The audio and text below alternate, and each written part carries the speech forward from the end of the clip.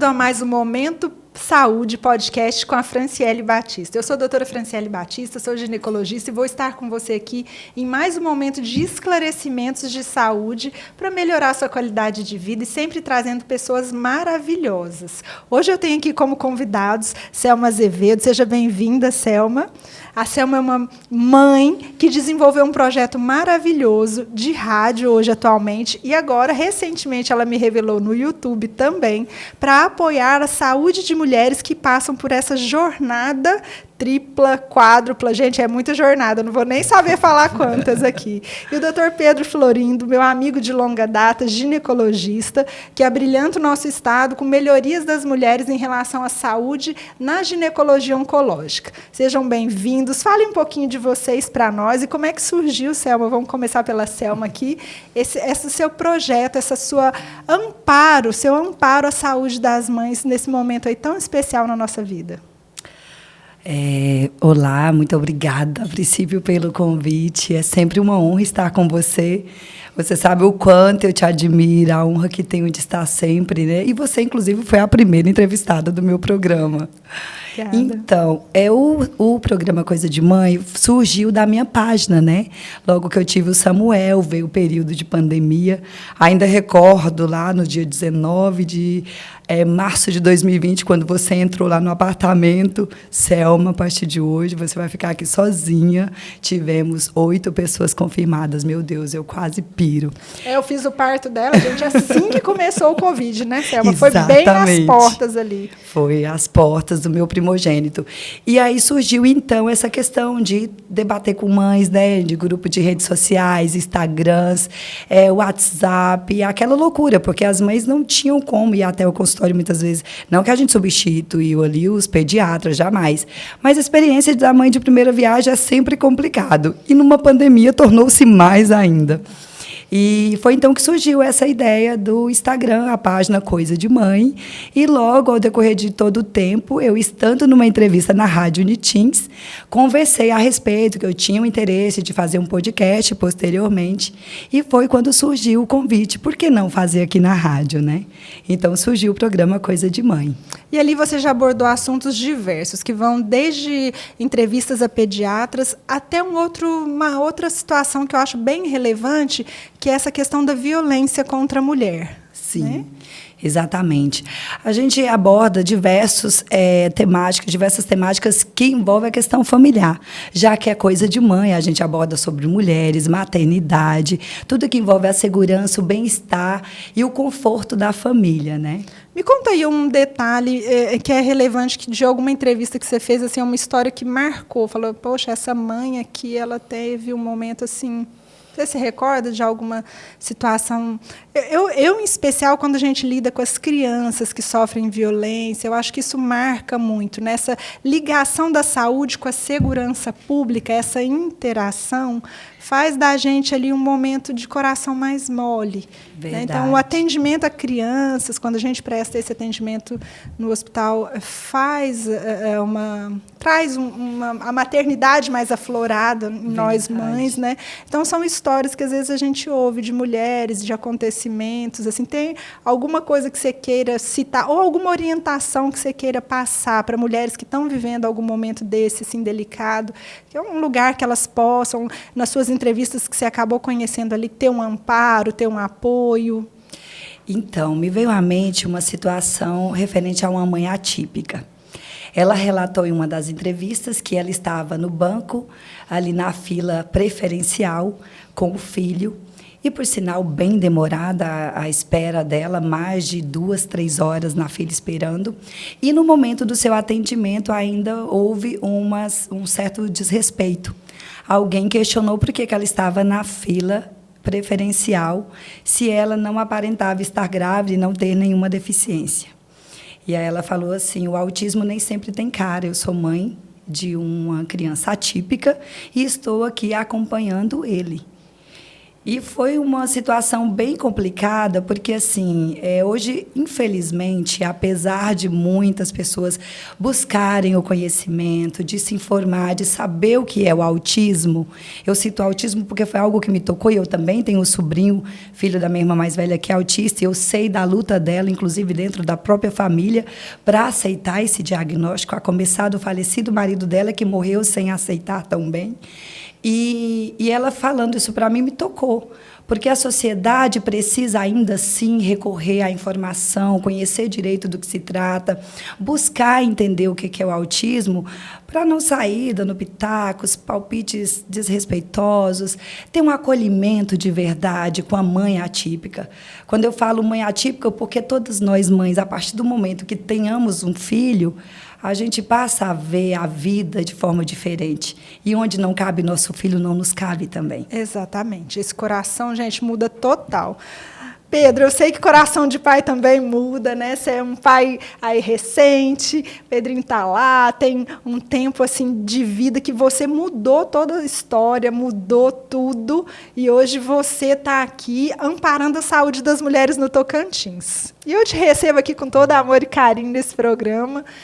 Gente, assim, é muito feliz quando você faz programa que você está cercado de gente que você ama, viu? E aqui é real, não tem esse amor da área da saúde, da área do contato que a gente tem com as nossas pacientes, ele vivencia e acontece na realidade. A gente passa por brigas, e olha que eu brigo, também brigo com médica, né?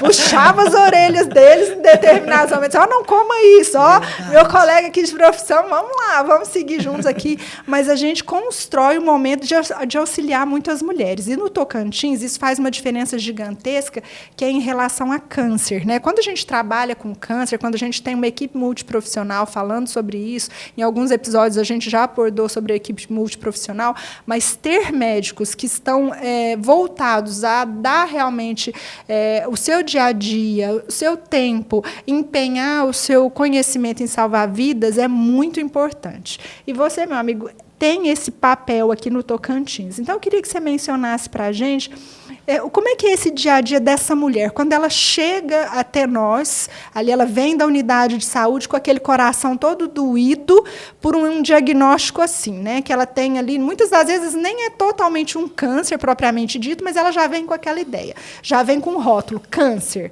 Como é que funciona a chegada dessa mulher nesse primeiro atendimento? Assim, ela vai ter uma consulta e dali vai partir para exames? Como é que funciona? Gente, ela briga mesmo, viu? Essa semana quase que ela vai para dia de fato comigo, viu? É brincadeira, mas ela é brava. Mas eu te amo de coração também. Não só, Franciele, não é só colega, mas uma grande amiga, né? Nos conhecemos aí desde 2012, 2010, por aí, então uma longa jornada juntos.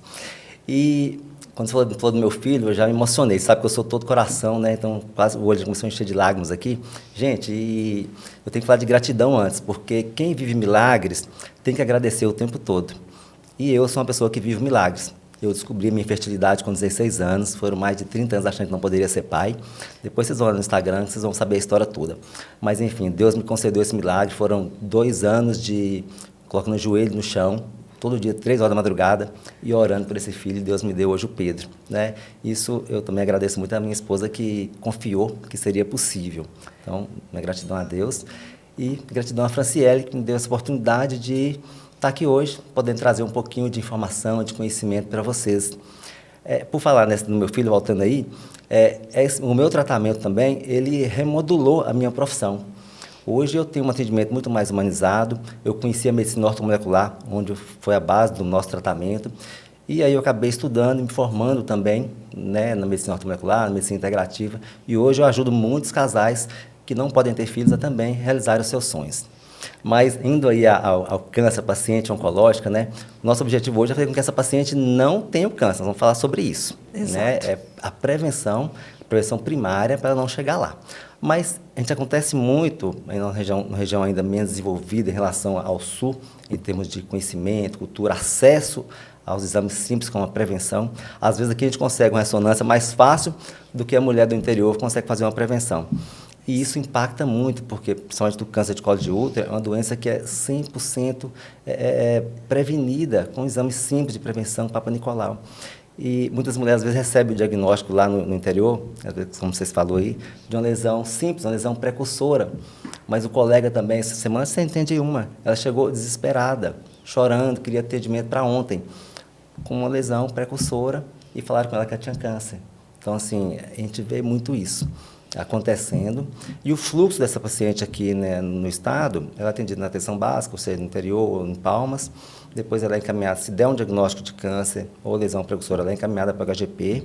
Aí chegando na gente lá, e a coisa anda rápido. Às vezes pode demorar até chegar lá.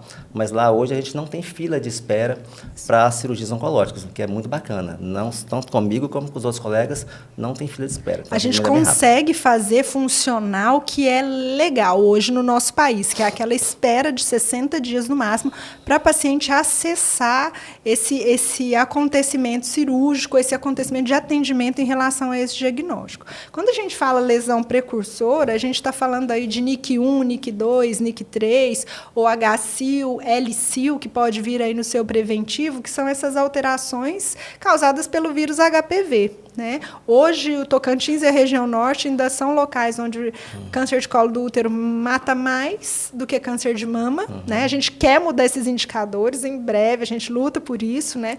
É uma luta árdua. Sem precisar aumentar o câncer de mama, mas diminuindo o câncer de colo. Com certeza, diminuindo o câncer de colo do útero, para que e isso passa pelo que o Pedro falou, por essas mulheres terem acesso ao simples preventivo. Se a gente conseguir fazer a nossa população buscar ativamente essa coleta, aí a gente realmente vai ter um impacto maior, assim como a vacinação também, né? Teve a mudança da vacina agora, recentemente, e o que você acha assim, que esse panorama da vacina? Eu sei que, em termos de literatura, a gente tem eficácia de uma dose apenas, estendeu até 19 anos. É uma nova chance para as pessoas que não se vacinaram poderem fazer isso, né?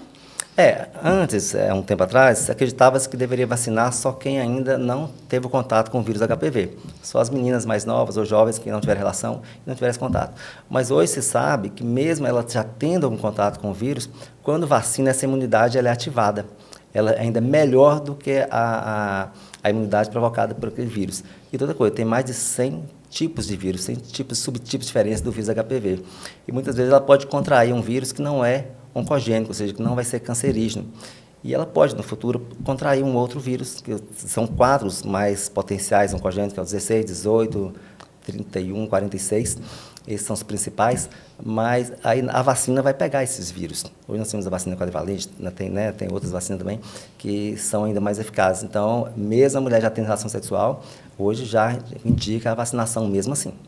É importante lembrar isso, viu, gente? Não se vacinou contra o HPV, que o faça. Independente da sua idade, já ter tido contato sexual ou não, isso vai fazer uma diferença gigantesca na sua saúde. É uma coisa que a gente já abordou lá no programa, né, Selma?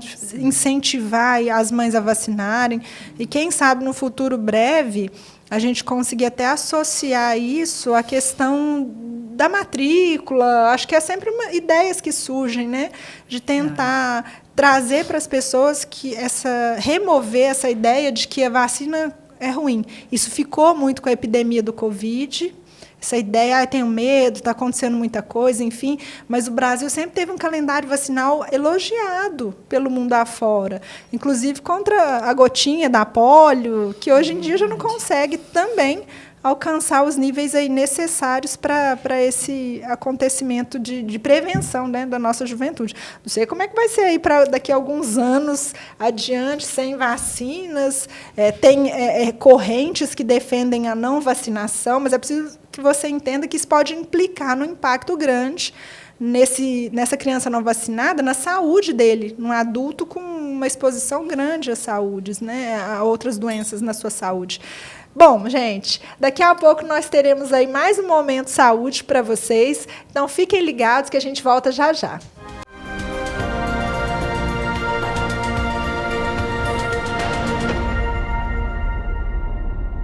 Voltamos com mais um bloco do Momento Saúde Podcast e eu vou trazer para vocês aqui mais informações. E eu queria que a Selma contasse para a gente. Agora, esse programa vai completar 2 anos.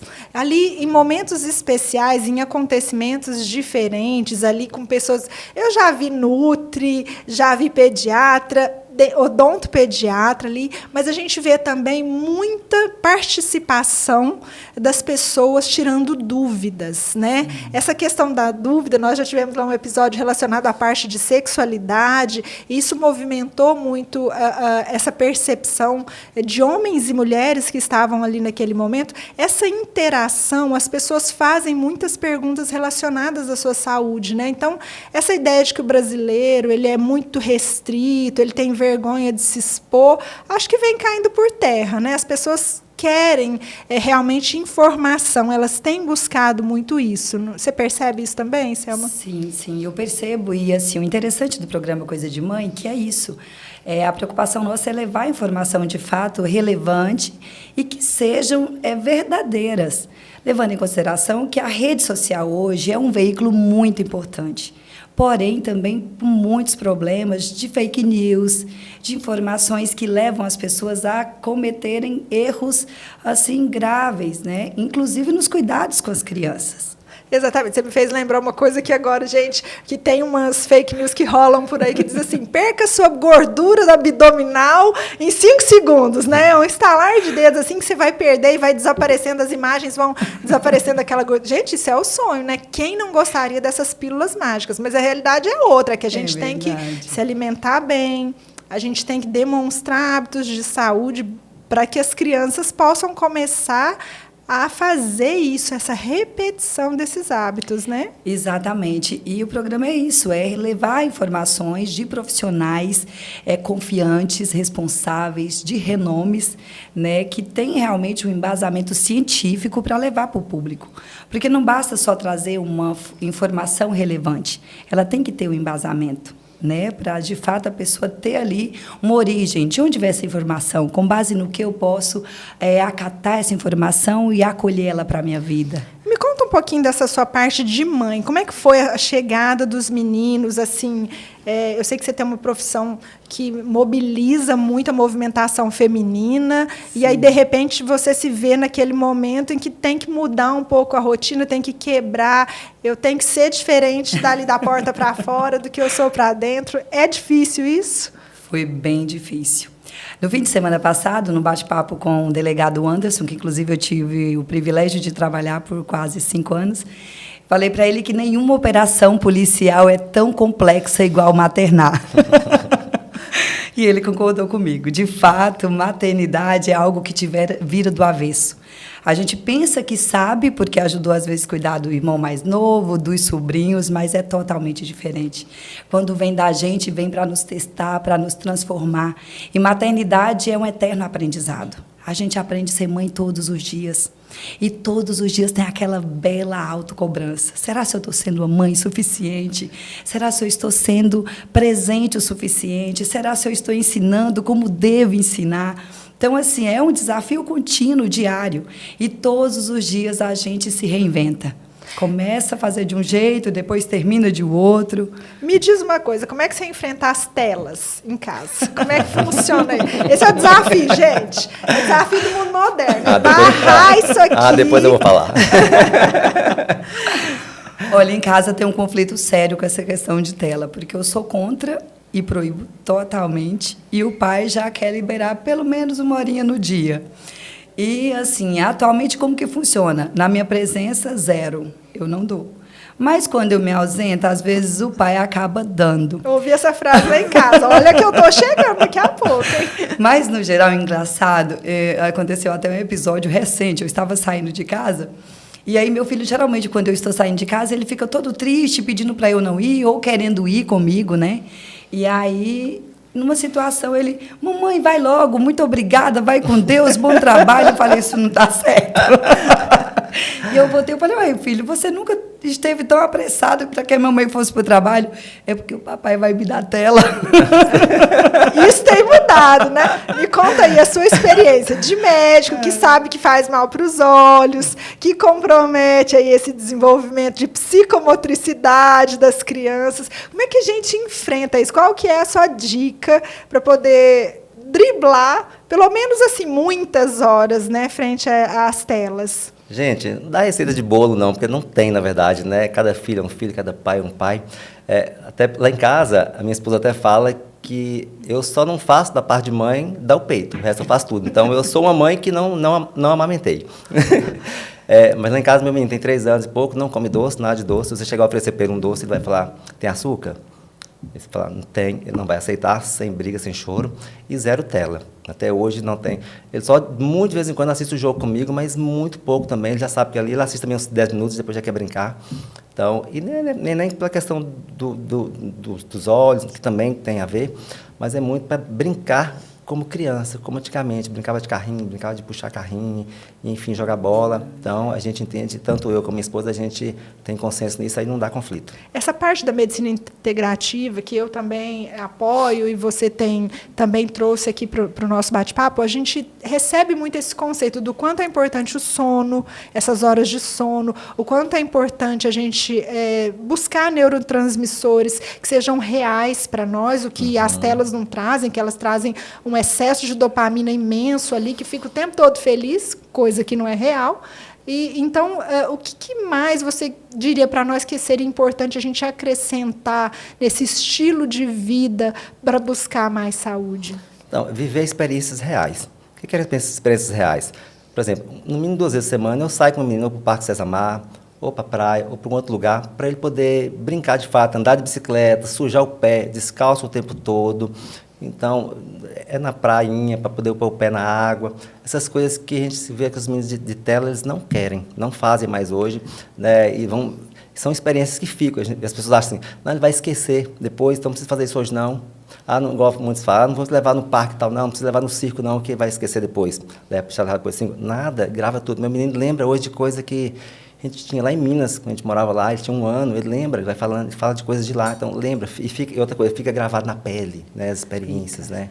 Essa questão hoje, a gente sabe que esse processo de alimentação, de modificação de padrão de atividade física, ele tem trazido uma epidemia de obesidade para as crianças, para os adultos jovens e, no caso dos adultos, assim, quase idosos, ali essa faixa etária acima dos 70 anos, que são pessoas que tiveram uma infância bem legal, isso vem trazendo modificações relacionadas, por exemplo, ao diabetes, Alzheimer, né? Então, impactou definitivamente a chegada das telas na vida das pessoas, né? Isso, alguns processos, aí, acontecimentos já mostram déficit de cognição, modificação. Hoje a gente vivencia um problema até no mercado de trabalho, né? De pessoas que não conseguem desgrudar um pouquinho dali para se manter efetivamente produtivas. Dependência, né? Então, focado no outro, né? Exatamente. O relacionamento tem caído. A gente tem vivido uma dificuldade muito grande em relação às doenças emocionais. Como é que é para vocês essa questão do emocional, assim, atividades de trabalho que vocês têm, que são atividades tão impactantes? Porque, assim, de uma hora para outra, você pode estar no momento calmo e tem que ter uma reação. Você, idem, está ali numa cirurgia, vai entrar e a adrenalina vai no topo, né? O que vocês usam de válvula de escape para conseguir se manter efetivamente ali mais no equilíbrio mesmo? Atividade física? Tem algum hobby, alguma coisa assim que valha para o cérebro estar trabalhando? Quem responde primeiro? As mulheres. Obrigada. Vou aproveitar, complementando a questão que ele falou antes de responder a sua pergunta, das atividades. Esse fim de semana eu soltei pipa com os meus filhos no César Mar, e eles amaram. Né? A gente tem que buscar, assim, fazer essas atividades, né? Pinturas, pula-pula, brincar na areia, pôr o pé na água. E essas atividades a gente busca fazer sempre, porque é isso que fica o marco, né? Na infância da criança, faz toda a diferença. E voltando à pergunta sua, como a gente faz? Eu tenho um hobby de infância que meu pai ensinou, que é orar nas madrugadas. Todos os dias nas madrugadas eu levanto e faço minha oração. Porque eu acredito que o que é ligado no céu é ligado na terra, e não há nada nesse mundo que não seja movido primeiro por Deus. Alguns colegas de trabalho falam assim, eu acho impressionante quando a gente vai numa ação de comando, você se transforma, parece que algo te toma e você fica assim, mais empoderada do que é. E tinha um colega que falava que meus olhos ficavam vermelhos. Calma, não é esse exagero todo. Porque naquele momento é como se Deus estivesse mais presente de mim do que nunca. E eu sempre, assim, faço um exercício na minha mente. O que eu vivencio aqui não é a minha realidade diária. Não levo o trabalho para casa. Eu posso estar vivendo mais complexo trabalho e, assim, perturbador, porque atualmente eu estou no Departamento de Proteção à Criança e ao Adolescente. Então, são 10, 15, 25 denúncias diárias de abuso, de violências contra crianças e adolescentes. Infelizmente, é uma realidade. E eu tento, imagina, eu com os filhos, um de 8 meses, 1 ano e 8 meses e outro de 4 anos. Você se coloca, nossa, imagine se fossem meus filhos numa situação dessa. Mas eu já tive um departamento de roubar banco, sequestro, combate a narcotráfico, homicídios. Todos foram departamentos bastante pesados. Recentemente, um amigo meu até falou, Selma, você é a única policial com a idade que tem, que não toma remédio controlado e não tem problema mental. Isso é uma vitória. E eu sorri e falei, glória a Deus por isso. As orações funcionam. Então, acima de tudo, ter Deus no coração. Acreditar, acima de tudo, em Deus. Sem Ele, a gente não realiza nada, não faz nada, não chega a lugar nenhum. A Selma sem Deus não seria a policial que é, a mãe que é, a apresentadora que é, o ser humano que é. Dentro da minha imperfeição, eu busco ser o mais perfeito possível. E é esse o meu hobby, oração, estar com Deus, conversar, me conectar com Ele. Porque a minha força está totalmente 100% em Deus. E você, Pedro? Eu tenho os meus hobbies, futebol, né, sair com a esposa para namorar, né, e sair juntos no restaurante, mas assim, o que me conecta comigo mesmo, tive uma semana pesada de trabalho, o que eu preciso fazer para me recuperar as energias?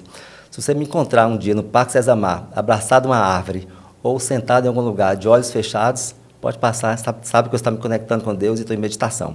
Então, volta e meia eu vou para um parque assim, né, eu elejo um local, né, que acaba sendo ali o meu cantinho, e aqui tem sido o Parque César Mar. Então, assim, geralmente no sábado de manhã ou domingo de manhã eu vou para lá, faço minhas orações, me conecto, ouvo uns louvores, e eu me reconecto com Deus e reconecto comigo. É o meu momento.